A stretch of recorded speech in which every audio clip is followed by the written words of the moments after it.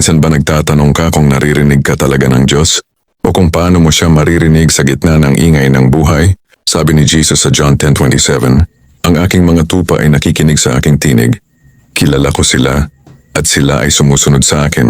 Hindi sinabi ni Jesus na hinahanap pa niya tayo. Hindi rin niya sinabing malayo siya.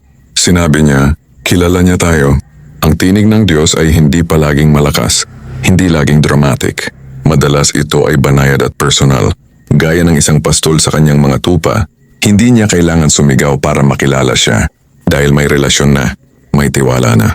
Kapag nakikinig tayo sa kanya, hindi lang direksyon ang ibinibigay niya, inihahatid niya tayo sa kapayapaan, sa kaligtasan, at sa layuning inilaan niya para sa atin. At kahit hindi malinaw ang susunod na hakbang, may katiyakan tayo nito. Hindi tayo niya iiwan na nag-iisa sa desisyon. Kung nahihirapan kang marinig ang Diyos, baka hindi siya ang tahimik. Bawasan ang ingay. Maglaan ng oras sa katahimikan. Basahin ang kanyang salita kahit ilang talata lang. At matutong sumunod sa mga simpleng utos na alam mo na. Ang pakikinig ay hindi lang tungkol sa pandinig. Ito ay tungkol sa pagsunod. Kapag sinunod mo ang tinig ng Diyos, kahit hindi mo pa alam ang buong plano, tiyak mong ligtas ang direksyon.